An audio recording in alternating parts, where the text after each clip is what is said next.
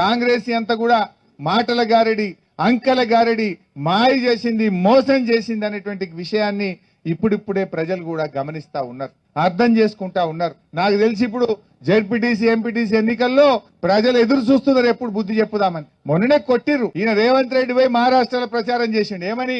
ఏమేమి తెలంగాణలో అన్ని గ్యారంటీలు అమలు చేసినాం, మహారాష్ట్రలో కూడా ఓట్లయింది, మీడ కూడా చేస్తామన్నారు. వాళ్ళకి తెలియదా మహారాష్ట్రలకు? నువ్వు ఇక్కడ మహాలక్ష్మి ఎగబెట్టినావు, 4000 పింఛన్ ఎగబెట్టినావు, రైతు బంధు ఎగబెట్టినావు, అన్ని అర్థమైనాయి. రేవంత్ రెడ్డి పోయి చెప్తే ఆయన పడే ఓట్లు పడలేదు. మహారాష్ట్రలో పొల్లు ఒడగొట్టిరు కాంగ్రెస్. మొన్న ఢిల్లీకి పోయిండు.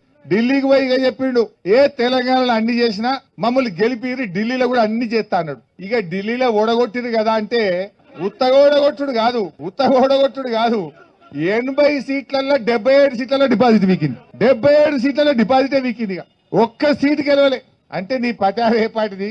నువ్వు ఇంట గెలిచి రచ్చ గెలువు. ఈడ మా ఆర్ఎంపీలకు ఇచ్చిన మాట నిలబెట్టుకో, మా అవ్వ తాతలకు ఇచ్చిన మాట నిలబెట్టుకో, రుణమాఫీ పూర్తి చేయి. ఇక్కడ నువ్వు ప్రజలకు ఇచ్చిన పని చేయి. నువ్వు ఫస్ట్ ఇది శాత కాదు కానీ నేను హర్యానాలో ప్రచారం చేస్తా, నిన్న కేరళ పోయి ఇంకా ఆడవై కూడా నడుతా ఉన్నాడు, నేను ఇది చేసినా అది చేసినా అని. నువ్వు ఇంకా కేరళలో పోయి దూరం పోయి మాట్లాడు కాదు, తెలంగాణలో ఏ ఊరికన్నా పోదాంపా పోలీసు వాళ్ళు లేకుండా. నువ్వురా నేనెత్తా ఒక ఊరికి పోదాంపా తెలంగాణలో.